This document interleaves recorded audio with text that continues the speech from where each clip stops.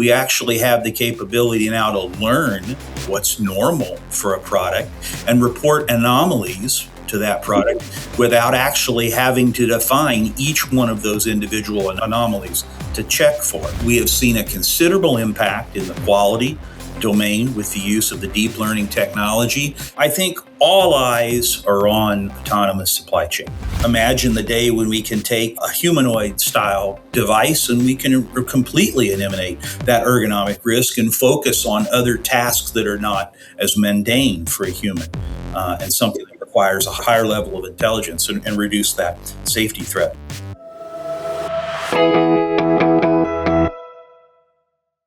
Welcome, everyone. My name is Kosia Górska, and I'm the host of the AI at Scale podcast by Schneider Electric.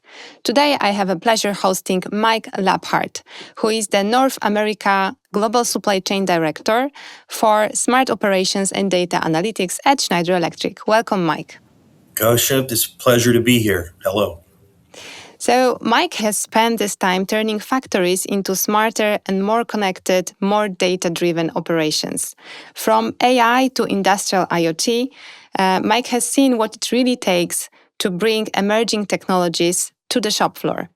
Before that, he spent 7 years at General Motors working on major automation projects in high-volume manufacturing.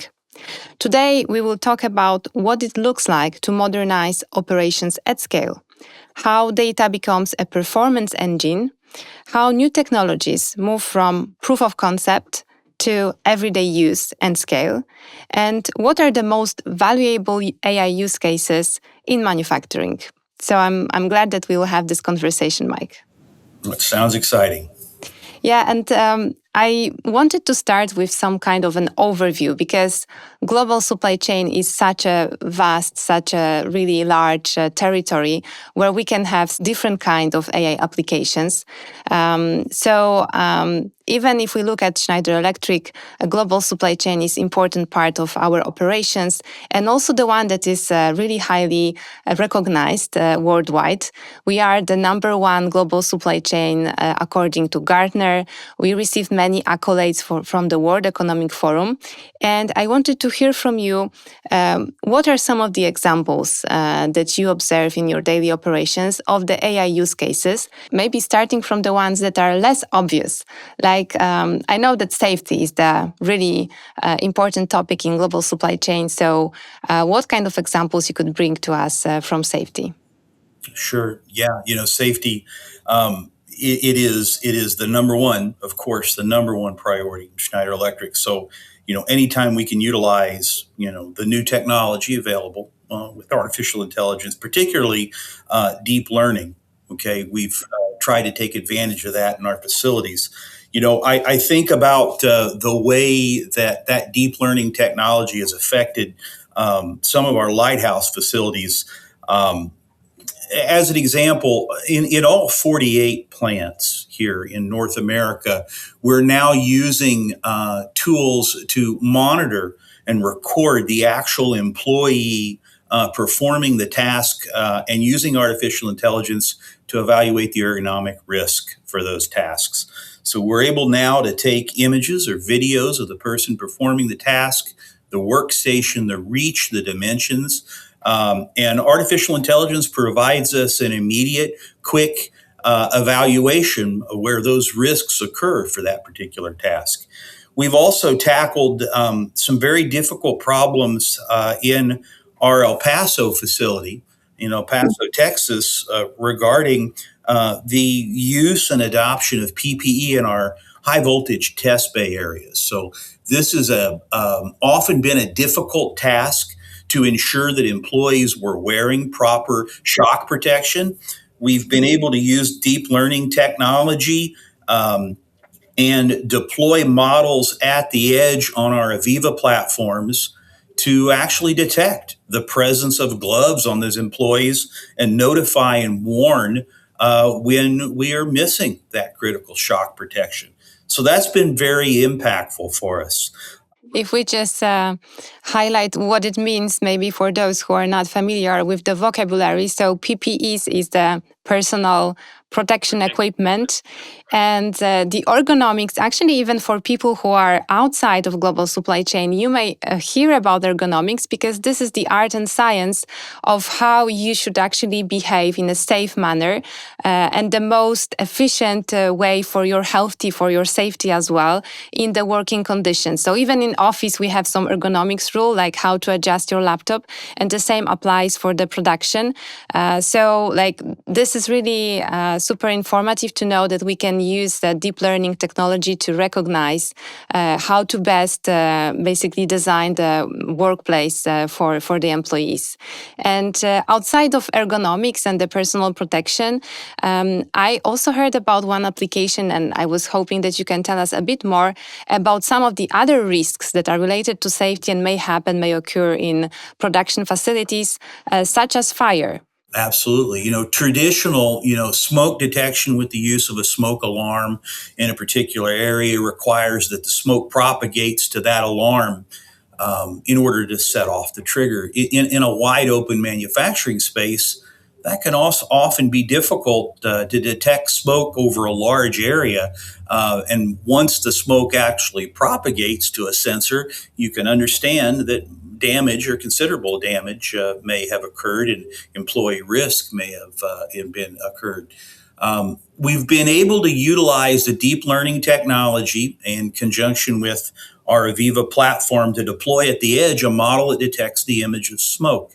So we can monitor a large area and we can detect and we can alarm for the image of smoke that exists. And we have welding processes in our Monterey 1 facility where we have dust collection equipment that pose a risk, a fire risk to the facility.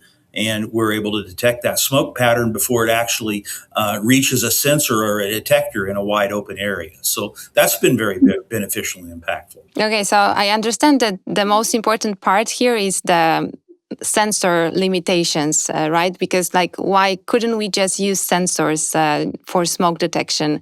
Is, as you mentioned, the facilities sometimes are so big and large that it would be quite difficult. So how big they are in average, if you can tell?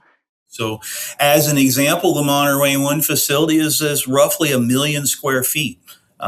Facilities like Lexington, Kentucky, or Lighthouse Village, it's not uncommon to be a 500,000 square feet in size, often with a high bay area or a large open space, and the operations are not confined to small quarters or enclosures. I see. Yeah. So it shows basically the challenge and the solution that we could find. That's really great. So we said safety first. Next comes quality. Quality. So this is probably, I would say, the deep learning technology has probably affected us or impacted us most in the quality room, Gosha. We've been very adoptive of many off-the-shelf deep learning solutions for providing quality checks of our products. Okay, so I believe in North America now in our operations, we have a little over 100 installations throughout our processes where we're utilizing deep learning technology cameras to validate that quality has been, that the correct operations, that the correct products are contained within the product. And what that given us over traditional machine vision, which machine vision is nothing new. We've used vision system in operations for years.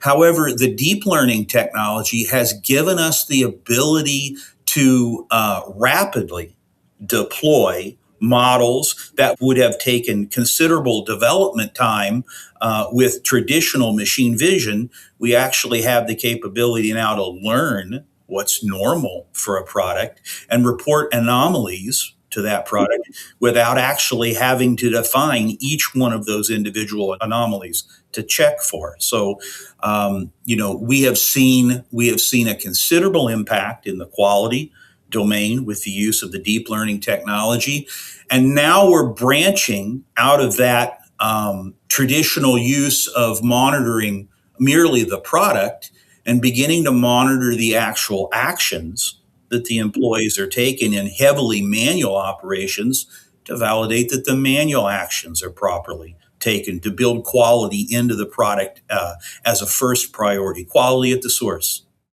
Yes, I see. And something that also captured my attention in relation to quality and vision inspection in the manufacturing facilities is the fact that you often lack the data actually, because how many pictures of a failed package, for example, you can have, right? How many pictures of something of some issues that can happen? There is a big limitation here, and I heard that sometimes we are using the synthetic data because basically it's hard to get a decent amount of images so that the system can actually recognize all the flows. So the solution that I understand you are mentioning is solving exactly this issue, that you don't need to have so many images, because it can detect the flows even if you didn't document them before. That's correct. When you think about training deep learning models on a product or to detect anomaly, the environmental variation also, such as the lighting, slight color, product variations, oftentimes it's difficult to train a model to be highly accurate without having that type of variation to train to. You mentioned the synthetic image generation. We've utilized synthetic image generation in our plants to generate thousands of models from a few product images with that exact variation so that we can train our models to a high level of accuracy instead of trying to collect that data over many, many months of runtime to make our model accurate. So that's a very important point. And it's something that is also sort of a new concept that we've seen impact with. Yeah, that's really fantastic. So let's move on to the next topic, which is maintenance. Predictive maintenance, other types of maintenance. How can AI help in this area? So, a lot of our plants, particularly in the engineer to order business, and also facilities like the Lexington, Kentucky facility making make to stock product, are heavily vertically integrated. Okay, so Gosha, what I mean is that we have on-site fabrication and painting aside from assembly. Okay, and within that fabrication equipment, that painting equipment, we have a lot of critical equipment that is different than traditional assembly processes. A lot of rotating equipment that's critical for the facility, a lot of pneumatic and hydraulic systems that's much more robust and much more industrial in the simple assembly process. The predictive maintenance has been crucial for us in terms of learning the patterns of data that describe normal for those critical pieces of equipment. Now, we've focused heavily in supply chain here in North America in our facilities with a very particular type of failure that occurs in rotating equipment. Our pumps, our flywheels, our motors. We have partnered closely with Augury, and we have implemented predictive maintenance using machine learning technology and vibration detection, vibration level detection. I think we're now at over 130, nearly 130 assets in North America that are truly critical to the production process. We've also implemented using the Aviva solution known as guided analytics. It provides a point and click machine learning model that deploys within the cloud and solves every 15 minutes based on the data that you point the solution to. And for non-rotating equipment like valves, like temperatures, like times that describe the health of an asset, we've implemented over 50 models with Aviva guided analytics for predicting equipment failure. So it's been the machine learning portion of artificial intelligence has been very impactful for us for maintenance. We're also now piloting what we call an advisor application for maintenance, utilizing generative AI technology to glean from the records of repair services in recent history for the equipment and be able to vectorize or match to the type of failure that the equipment has experienced to make recommendations to the maintenance employee on what to fix, how to repair, and also provide a large language model front end to the large collection of data and documentation that we have on the piece of equipment. So we're seeing some very exciting impacts to the maintenance world with artificial intelligence on our shop floor. So this is showing really how AI works for maintenance.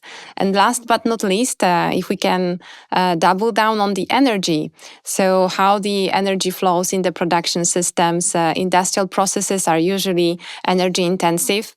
What are the best use cases that you observe in this area? You know, we've centralized our smart operations program here in North America and also globally with standards on adoption of energy management tools, okay, within our facilities. So it's a requirement for tools like Power Monitoring Expert, Resource Advisor, Building Advisor to be deployed in our facilities, where the Power Monitoring Expert collects the data at the edge and provides the immediate visualizations for comparison of energy usage. But then lying in the app and analytic layer, the building advisor has the AI component that detects troublesome trends. Troublesome trends in temperatures, troublesome trends, for example. If we have documented cases here in the Lexington facility where dampers or controls may be operating slowly or sluggish in terms of mixing air for climate control within the building.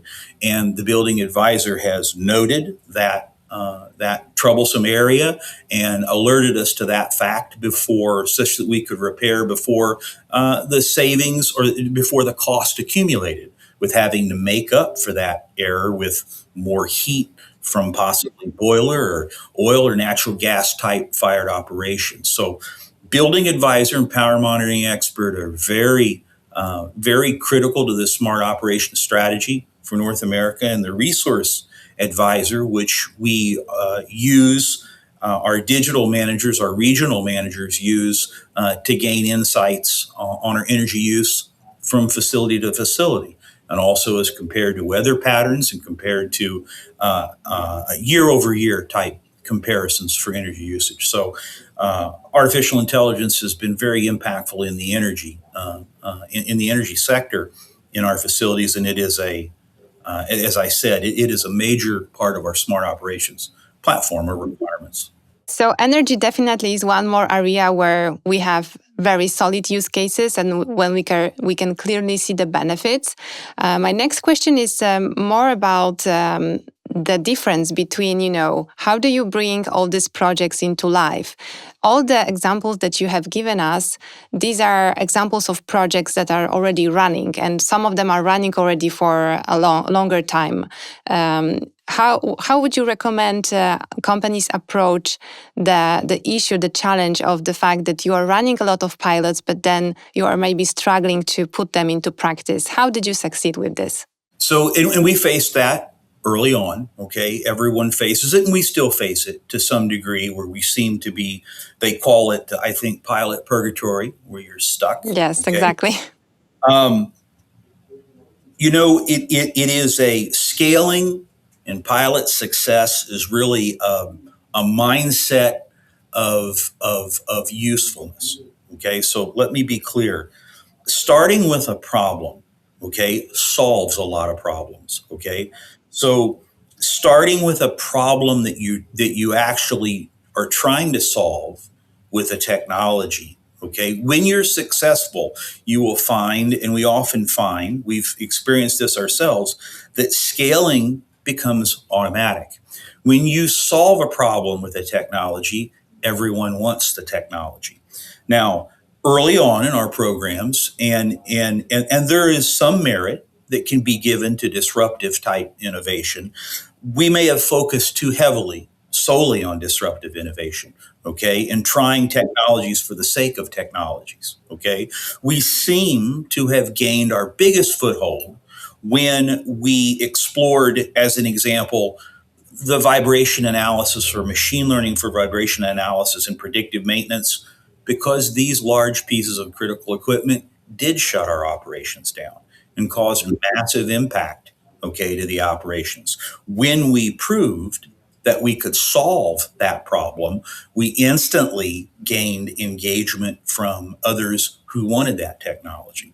Okay, so it's very important to start with the problem, okay, and clearly define whether or not your success criteria for solving the problem. Okay, think about that end game before you start a POC or start a technology.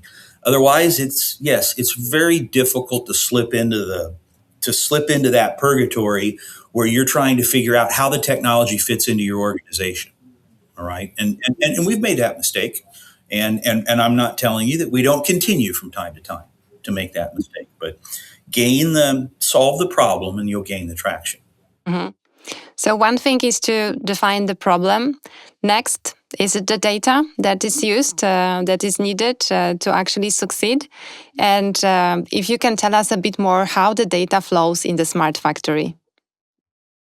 Yeah, it's a huge topic and not one that is easy to describe. It's easy to describe a lot of the problems that you find when you begin trying to train models on data from different systems.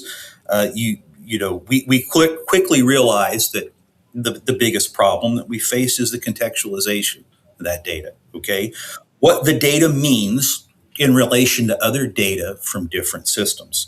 So in Schneider Electric, as part of the Smart Operations Program, we've adopted a very rigorous, our answer to the problem of what's known as unique namespace is called the plant equipment hierarchy. Okay. The plant equipment hierarchy is a very detailed, rigorous naming structure for assets, okay, such that our assets and the resulting signals that we gain from those assets mean the same thing. Across our ERPs, across our MES systems, across the software systems that control and help us support production on the factory floors.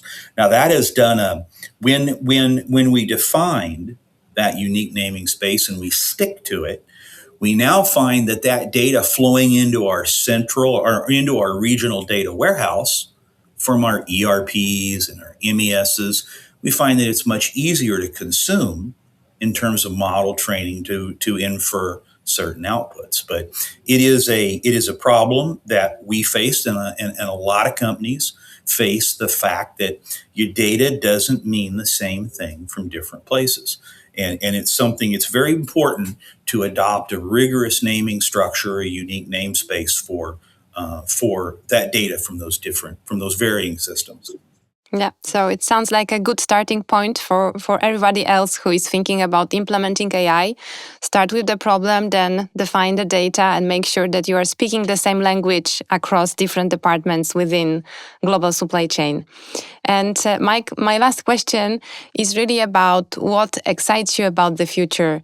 What technology you think will be the next big thing for manufacturing processes?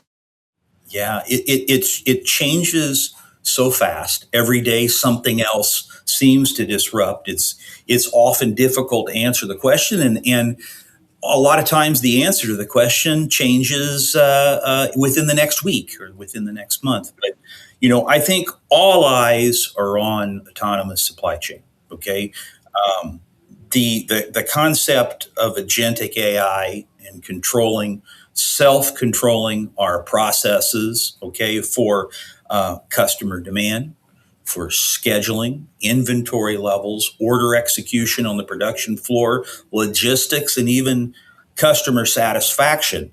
That true autonomous supply chain, uh, you know, the agentic technology really seems to bring a level of excitement that maybe that's now in reach. Okay. As an example, we're taking a lot of the steps towards that autonomous supply chain with adoption of digitizing the process of order execution on the shop floor, bringing customer demand directly from the ERPs automatically right to a screen on the production floor where the operators can execute the orders automatically and plan the workforce based on who's going to be in the building for the given day and the volume that's needed to produce directly to the supervisors so they can see if there is a problem in those workforce assignments to manage our queue levels. Okay. Those are the kind of steps that we're taking towards a truly autonomous supply chain. The As I mentioned, that agentic technology, okay, the thoughts that we could automate that entire ecosystem across all the domains, that's very exciting. And it looks like that's now in reach. I'm very excited about the possibility of what the generative technologies and also the way that machines can relate to humans, okay? How we're going to be using humanoid technologies, okay, in our manufacturing processes. We spoke about ergonomics at the beginning, okay, and it's no great secret that it is a high priority to reduce that ergonomic risk. Imagine the day when we can take a humanoid style device and we can completely eliminate that ergonomic risk and focus on other tasks that are not as mundane for a human, and something that requires a higher level of intelligence, and reduce that safety threat. So that type of automation, what AI is enabling in the type of humanoid automation and the agentic piece is really, that's really kind of got me excited. I don't think we really understand what's available or what the potential is, and the potential will change within the next 6 months. Yes, indeed. Thank you so much for this glimpse into the future and for sharing with us all the practical, real life examples of AI in action. It's been really a pleasure to discussing with you, Mike. Gush, I've had a lot of fun. Thank you very much. Thank you so much. And for all of you who stayed with us, thank you so much for joining, and stay tuned for the next episodes that you can find on your favorite podcast platform on YouTube. Thank you.